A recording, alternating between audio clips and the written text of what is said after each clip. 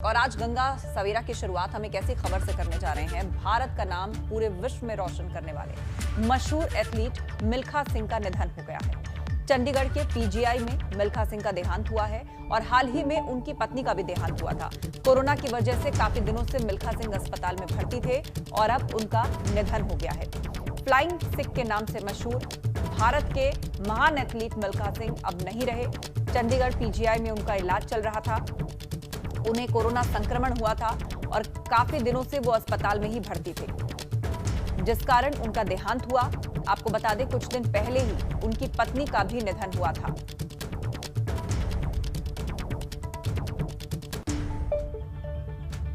मिल्खा सिंह के निधन पर मुख्यमंत्री योगी आदित्यनाथ ने भी गहरा दुख व्यक्त किया है और उन्होंने कहा, देश उनके महान योगदान को कभी भूल नहीं सकता। फ्लाइंग सिख मिल्खा सिंह का निधन हो गया है। ऐसे लोगों का शरीर भले ही नहीं रहता, लेकिन ये अमित हो जाते हैं, ये अमर हो जाते हैं। और मिल्खा सिंह के निधन पर मुख्यमंत्री योगी आदित्यनाथ ने दुख व्यक्त करते हुए यही बात कही कि उनका योगदान कभी देश भूल नहीं सकता। और अब आगरा से बड़ी खबर, मौत की मॉकड्रिल चलाने वाले संचालक डॉक्टर अरिंजय जैन को क्लीन चिट मिल गई है। जांच में 16 लोगों की मौत स्वीकार की गई, पर अस्पताल संचालक को क्लीन चिट दे दी गई है। पीड़ित के बयानों का जांच रिपोर्ट में कहीं जिक्र नहीं है। अरिंजय जैन के बयान के आधार पर बना दी गई एक तरफा रिपोर्ट। आगरा के जनप्रतिनिधियों ने जांच रिपोर्ट पर सवाल उठाए हैं। मुख्यमंत्री से मिलकर पूरे मामले को अवगत कराने को कहा है। तो पीड़ितों के जो बयान हुए थे उनका जांच रिपोर्ट में कहीं कोई जिक्र नहीं है। अरिंजय जैन जो कि अस्पताल के मालिक हैं, उनको क्लीन चिट दे दी गई है।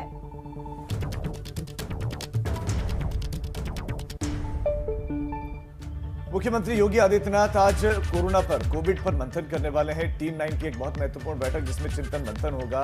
बैठक में कोविड से जुड़े हुए मुद्दों पर चर्चा होगी। इसके साथ साथ नई गाइडलाइंस क्या होंगी, नए दिशा निर्देश क्या होंगी, ये भी इन पर भी मंथन हो सकता है और जारी भी किए जा सकते हैं। अभी वीकेंड कर्फ्यू उत्तर प्रदेश में लागू है, इसके साथ साथ मॉल सभी भी बंद है। तो बैठक बहुत महत्वपूर्ण टीम 9 की, जिसमें ये चर्चा होगी, इस पर चिंतन मंथन होगा। कोविड गाइडलाइंस को लेकर, कोविड को लेकर मंथन होगा। मौजूदा स्थिति को समझेंगे, परखेंगे कि क्या अब वीकेंड कर्फ्यू में भी थोड़ी सी ढील दी जाए, क्या उसमें भी रियायत दिया जाए, या फिर अभी ये व्यवस्था जस की तस लागू रखी जाए।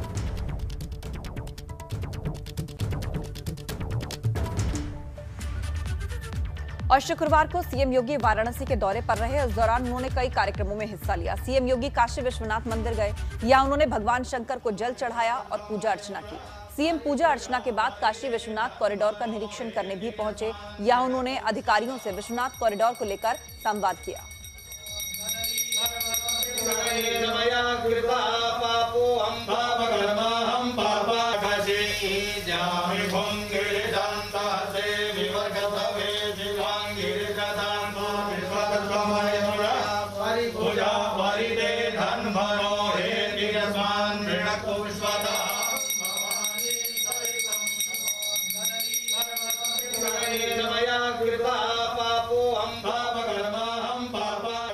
तो सीएम योगी वाराणसी के दौरे पर रहे और उस दौरान काशी विश्वनाथ में उन्होंने जलाभिषेक किया और फिर दौरों का सिलसिला शुरू हुआ, निरीक्षण का सिलसिला शुरू हुआ। विश्वनाथ कॉरिडोर के कामों का उन्होंने निरीक्षण किया, अधिकारियों से बातचीत की, ग्राउंड पर जाकर पूरे काम को करीब से देखा। काशी विश्वनाथ के दर पर किस तरह सीएम योगी पहुंचे और पूरे प्रोजेक्ट का बारीकी से उन्होंने यहां पर आकलन किया। काशी विश्वनाथ के दर पर सीएम ने पूजा अर्चना की, जल चढ़ाया और उसके बाद कॉरिडोर का निरीक्षण किया। बहुत तेजी से कॉरिडोर को पूरा करने का काम चल रहा है। यहां प्रोजेक्ट साइट पर पहुंचकर अधिकारियों के साथ उन्होंने बातचीत की, पूरे काम को बारीकी से देखा और ग्राउंड पर उनकी जानकारियां हासिल की।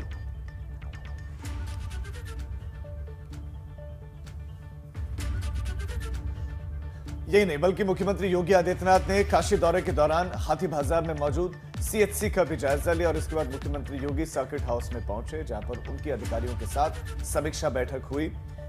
तो वाराणसी में सीएचसी का निरीक्षण करने के लिए पहुंचे। निरीक्षण क्या, काफी देर तक यहां पर निरीक्षण करते रहे मुख्यमंत्री योगी आदित्यनाथ। अधिकारी बताते रहे, अधिकारियों को फिर दिशा निर्देश दिए और इस बैठक में मुख्यमंत्री योगी आदित्यनाथ ने जरूरी दिशा निर्देश दिए। इसके बाद वो रुद्राक्ष कन्वेंशन सेंटर में गए, जहां पर उन्होंने कुछ वक्त गुजारा और कन्वेंशन सेंटर से जुड़ी हुई जानकारियां उन्होंने ली।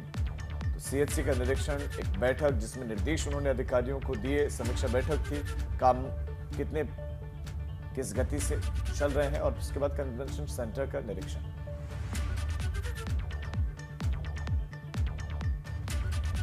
कन्वेंशन सेंटर के निरीक्षण के दौरान क्या कुछ रहा और क्या है इस कन्वेंशन सेंटर का पूरा हिसाब किताब, ये बता रहे हमारे संवाददाता नितिश पांडे। आप उनकी रिपोर्ट देखिए। हम इस वक्त रुद्राक्ष कन्वेंशन सेंटर के भीतर हैं और अभी थोड़ी ही देर पहले मुख्यमंत्री योगी आदित्यनाथ ने इसी कन्वेंशन सेंटर का दौरा किया है। आप देख सकते हैं रात में इसकी लाइटिंग, किस तरह की अनोखी छटा यहाँ पर बिखरी हुई है। और एक जो ज़रूरी चीज़ हम आपको दिखाना चाहेंगे, आप देखें, ये इस पूरे कन्वेंशन सेंटर का नक्शा है जो ठीक बाहर यहाँ पर लगा हुआ है। तो मुख्यमंत्री जब यहाँ पर आए तो उन्होंने इस हॉल से होते हुए ऊपर की ओर रुख किया, ऊपर पहुँचे। ऊपर जाकर जो हॉल बनाया गया है जिसमें लोगों के बैठने की व्यवस्था की गई है, उस हॉल को मुख्यमंत्री ने देखा और इसके साथ ही इस पूरे कन्वेंशन सेंटर का उन्होंने जायज़ा लिया। आपको बता दें कि भारत और जापान की मैत्री का प्रतीक है ये रुद्राक्ष कन्वेंशन सेंटर। इसके साथ ही बनारस, जिस तरह से कला की नगरी बोली जाती है, कहते हैं कि यहाँ पर कलाकारों के लिए कोई ऐसा मंच नहीं था जो अत्याधुनिक हो। तो बनारस में ये कन्वेंशन सेंटर आने वाले दिनों में कला और मंच के हिसाब से एक बड़ा वरदान साबित होने वाला है। और आज मुख्यमंत्री ने इस कन्वेंशन सेंटर का दौरा किया। दौरा करने के साथ ही इस कन्वेंशन सेंटर की एक एक चीज़ को बड़ी ही बारीकी से जांचा है। कैमरामैन विशेष के साथ नीतीश कुमार पांडे, एबीपी गंगा, वाराणसी। चलिए आगे बढ़ते हैं। बीजेपी ऐसी पार्टी है जो हमेशा चुनावी मोड में रहती है। 2022 को लेकर भी बीजेपी तैयारियों में जुटी हुई है और एक बार फिर बीजेपी के संगठन महामंत्री बीएल संतोष 2 दिन के लखनऊ के दौरे पर आ रहे हैं। ऐसे में क्या है उनके इस दौरे की वजह, इस रिपोर्ट में समझिए।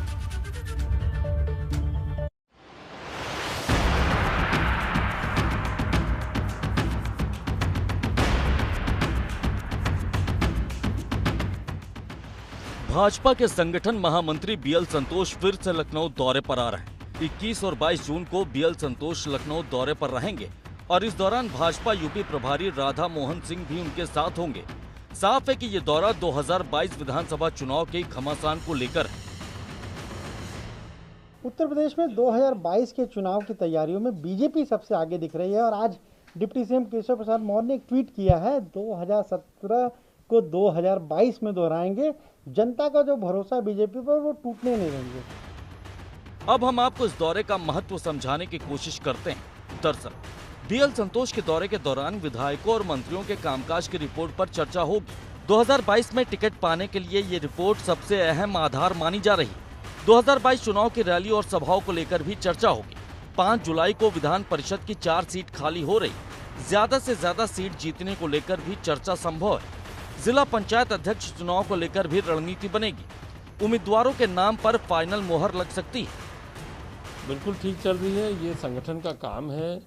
जब इतना करीबी 6 महीना रह गया हमारे विधानसभा चुनाव को लेके, तो हमारे राष्ट्रीय स्तर के संगठन के जितने भी अधिकारीगण हैं वो सब आते हैं उसी समय। पिछले बार भी ऐसे हुआ था, इस बार भी आएंगे और वो देखेंगे कि जो काम हमारा चल रहा है संगठन का कितना चल रहा है, पूरा असेसमेंट करेंगे। वहीं डिप्टी सीएम केशव मौर्य का कहना है कि भाजपा चाहती है कि 2022 में 2017 से बड़ी जीत हासिल हो। सर, ये ट्वीट आपने किया है 2022 में 2017 दोहराएंगे, पर हाल ही में पंचायत के चुनाव के नतीजे आए तो उसमें बीजेपी को वो सफलता नहीं मिली जो उसने सोचा था। देखिए, ये विपक्ष का दुष्प्रचार है कि भाजपा को सफलता नहीं मिली है। जिसको सफलता मिली होगी वो जिला पंचायत के अध्यक्ष का चुनाव जीतेगा, जिसको सफलता मिली होगी वो क्षेत्र पंचायत अध्यक्ष का चुनाव जीतेगा। कोई पैमाना संयोग से बचा हुआ है, अन्यथा ये दुष्प्रचार को विधानसभा चुनाव तक ले जाते। उत्तर प्रदेश के इतिहास में पंचायत के चुनाव में भाजपा ने अब तक की सबसे बड़ी सफलता प्राप्त की है और जो जिला पंचायत के अध्यक्ष और क्षेत्र पंचायत के अध्यक्षों का चुनाव होगा उसमें भी बहुत बड़ी विजय प्राप्त करेंगे, मुझे विश्वास है। साफ है कि 2022 विधानसभा चुनाव बेहद करीब है और सियासी दलों के पास तैयारी का ज्यादा वक्त नहीं बचा है। ऐसे में अब भाजपा भी चुनाव के लिए कमर कस चुकी है, जिसका मकसद 2022 विधानसभा चुनाव में 2017 जैसी जीत दर्ज करना है। लखनऊ से एबीपी गंगा के लिए अनुभव शुक्ला की रिपोर्ट। तो चलिए अब बुलेटिन में आगे बढ़ते हैं। अगली खबर सोनभद्र से है। सोनभद्र के प्रभारी मंत्री और बेसिक शिक्षा मंत्री सतीश चंद्र द्विवेदी ने जिले के नवनिर्वाचित ग्राम प्रधान, क्षेत्र पंचायत सदस्य, जिला पंचायत सदस्यों से मुलाकात की और सभी को सरकार से मिलकर काम करने की सलाह दी। सतीश द्विवेदी ने यह भी कहा कि सरकार को अच्छी टीम मिले, इस भावना से मैं यहां आया हूं। हमारे नए पंचायतों के प्रतिनिधि चुनकर आए हैं, ग्राम पंचायतों के प्रधान आए हैं, क्षेत्र पंचायतों के सदस्य आए हैं, जिला पंचायत सदस्य आए हैं। केंद्र की मोदी सरकार और प्रदेश की योगी सरकार के साथ मिलकर एक टीम भावना से काम करते हुए हम लोग एक एक गांव का, एक एक ब्लॉक का विकास कर सके, उसको आगे बढ़ा सकें और केंद्र और प्रदेश सरकार की सभी योजनाओं को नीचे तक पहुंचा करके जनता जनार्दन को उसका लाभ पहुंचा सके, यह अपील करने के लिए। अब बात शाहजहांपुर की, जहां पर बीजेपी से निष्कासित हुए नेता मुन्ना सिंह नवादा की बीजेपी में दोबारा ज्वाइनिंग हो गई। और आपको बता दें कि बीजेपी जिला अध्यक्ष ने पंचायत चुनाव से पहले मुन्ना सिंह को पार्टी विरोधी गतिविधियों में शामिल होने के आरोप में 6 साल के लिए पार्टी से निष्कासित कर दिया था। वहीं फिर मुन्ना सिंह ने मेहनत करते हुए अपने परिवार का जो कब्जा है वो 3 जिला पंचायत सदस्यों की सीट पर कर लिया। इसके बाद अब जिला अध्यक्ष हरिप्रकाश वर्मा ने मुन्ना सिंह समेत 4 निष्कासित कार्यकर्ताओं को बीजेपी में फिर शामिल करवाया। लक्ष्य है और निष्कासन से मुझे ये प्रेरणा मिली है। मैं अपने भारतीय जनता पार्टी के सभी कार्यकर्ता पदाधिकारियों से निवेदन करूंगा कि वनवास के समय पहले मैं आराम से रहता था, मैंने बेहद मेहनत की और उसकी मेहनत रंग लाई। हम 3 जिला पंचायत सदस्य जीत गए और पहले भी भारतीय जनता पार्टी में थे, आगे भी भारतीय जनता पार्टी में रहेंगे। तो पंचायत चुनाव में अच्छा प्रदर्शन किया तो पार्टी ने दरवाजे वापस खोल दिए और वापस पार्टी में शामिल कर लिया। और अब आगे बढ़ते हैं। अब पूर्वांचल की खबरें सुपरफास्ट अंदाज में दिखाते हैं आपको। चलिए फटाफट खबरों का सिलसिला शुरू करते हैं। सीएम योगी वाराणसी के दौरे पर रहे। इस दौरान उन्होंने हाथी बाजार स्थित सीएचसी का निरीक्षण किया। साथ ही सीएम योगी ने सर्किट हाउस में अधिकारियों के साथ समीक्षा बैठक की। सीएम ने अधिकारियों को दिशा निर्देश दिए। बलिया में मुख्यमंत्री योगी ने गेहूं क्रय केंद्र को लेकर बड़ा बयान दिया। उन्होंने कहा कि क्रय केंद्र को लेकर भ्रांतियां फैलाई जा रहे हैं। सीएम ने कहा कि 2016 में सिर्फ 7 लाख मीट्रिक टन गेहूं का क्रय हुआ था। हमने इस साल 54 लाख मीट्रिक टन गेहूं की खरीद की। गोरखपुर में मुख्यमंत्री योगी आदित्यनाथ जेल रोड स्थित एशियन सहयोगी संस्था की ओर से संचालित बाल शिशु गृह पहुंचे। यहां उन्होंने बच्चों से मुलाकात की और उनसे संवाद किया। कुशीनगर में एनडीआरएफ ने बड़े रेस्क्यू ऑपरेशन को अंजाम दिया। एनडीआरएफ ने बीच मझधार नदी में फंसे 100 से ज्यादा लोगों को बचाया और ये लोग नदी के धारा के बीच में फंस गए थे। रेस्क्यू ऑपरेशन काफी देर तक चला। गोंडा में जिला प्रशासन बाढ़ से निपटने के लिए युद्ध स्तर पर जुड़ा हुआ है। यहां लगातार तटबंध और बांध पर हो रहे कार्यों का अधिकारी निरीक्षण कर रहे हैं। देवी पाटन मंडल के मंडला आयुक्त ने परसोली तटबंध का निरीक्षण किया।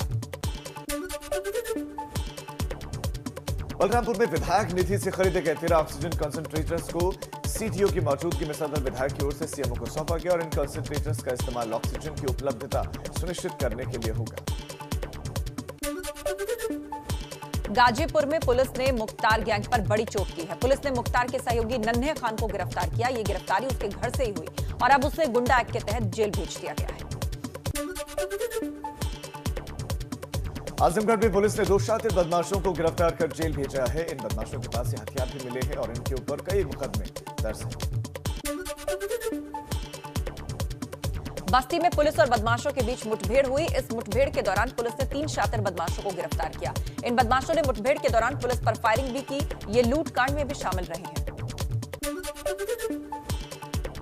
जौनपुर में एक युवती ने नदी में छलांग लगाकर आत्महत्या की कोशिश की। हालांकि मछुआरों ने तत्परता दिखाते हुए उसे बचा लिया। शहर कोतवाली इलाके की यह घटना बताई जा रही है। और चलिए बुलेटिन में आगे बढ़ते हैं, बात कर लेते हैं मौसम के मिजाज की। उत्तर प्रदेश के कई जिलों में आज बारिश की संभावना जताई जा रही है। लखीमपुर और सीतापुर में रेड अलर्ट इसके लिए जारी किया गया है। अगले 36 घंटों की बात करें तो पूर्वी इलाकों में भारी बारिश का अलर्ट है।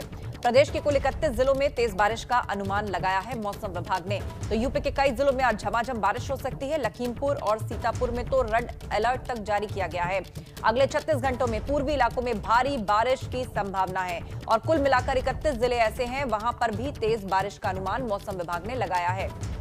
और हमारे दो संवाददाता इस खबर पर ज्यादा जानकारी के साथ जुड़ गए हैं, जो बताएंगे कि मौसम का मिजाज कैसा है उस शहर में। श्रावस्ती से हमारे साथ अम्मार रिजवी जुड़ गए हैं, तो गोरखपुर से नीरज श्रीवास्तव हमारे साथ जुड़ गए हैं। तो सबसे पहले नीरज, आपके पास आते हैं। गोरखपुर में कैसा है मौसम का मिजाज, कैसा है मौसम, बताएं।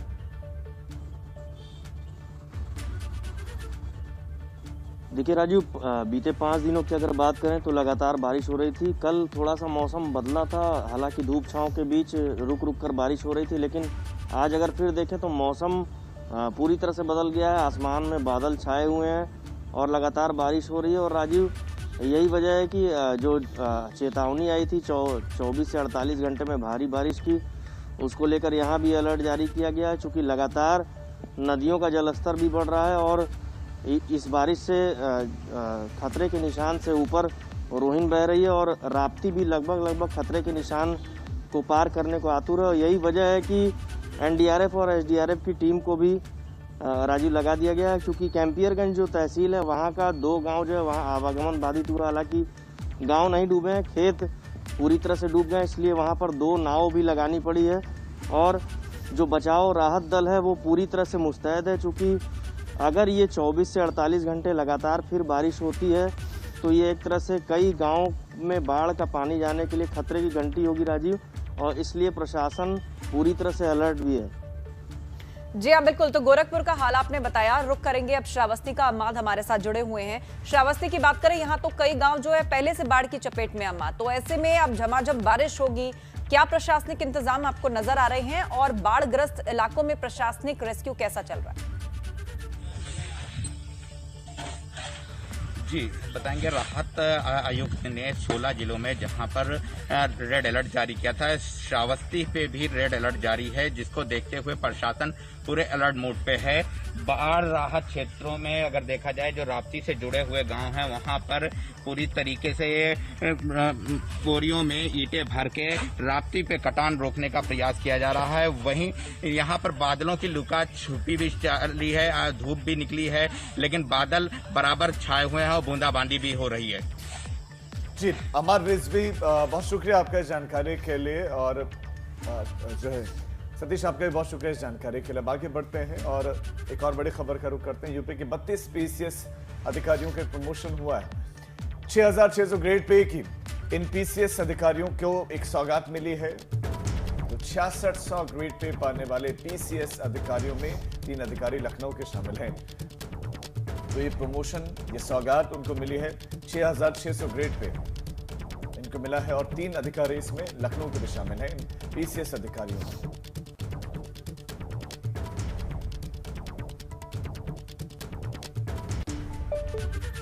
और अब खबरें अवध की सुपरफास्ट अंदाज में दिखाते हैं। चलिए फटाफट खबरें शुरू करते हैं।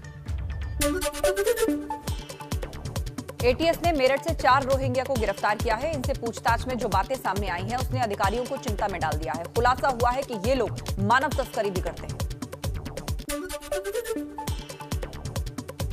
उन्नाव में 2 दिन पहले पुलिस और पब्लिक के बीच में बवाल को लेकर अब पुलिस सख्त नजर आ रही है। पुलिस ने बवाल करवाने वाले 3 लोगों के फोटोज जारी कर इनाम घोषित कर दिया है। और रैया में एक युवक को घर में बंधक बनाकर बेरहमी से पीटा गया। पीट कर उसे मरने की हालत में छोड़ दिया गया। गांव के ही एक परिवार पर बंधक बनाकर इस पिटाई का आरोप है। कन्नौज में 20 सड़क पर एक युवक पर फायरिंग हो गई। बताया जा रहा है कि पुरानी रंजिश में इस वारदात को अंजाम दिया गया। फिलहाल युवक की हालत गंभीर है, उसे इलाज के लिए कानपुर रेफर कर दिया गया है। अंबेडकर नगर में पुलिस के साथ हुई मुठभेड़ में आजमगढ़ का शातिर लुटेरा अपने 2 साथियों के साथ गिरफ्तार किया गया। घायल बदमाश के खिलाफ कई थानों में 1.5 दर्जन मुकदमे दर्ज हैं।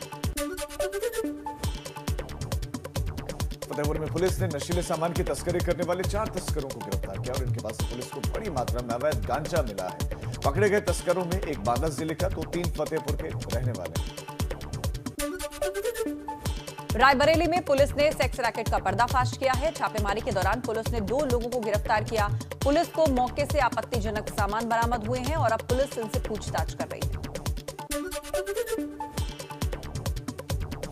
सीतापुर में पुलिस वालों को एसपी ने ट्रेनिंग दी। पुलिस ने दंगों के वक्त काम कैसे करना है, कैसे खुद को सुरक्षित रखना है, इन सारी बातों को पुलिस वालों को समझाया गया और ये काफी देर तक ट्रेनिंग का सिलसिला चला।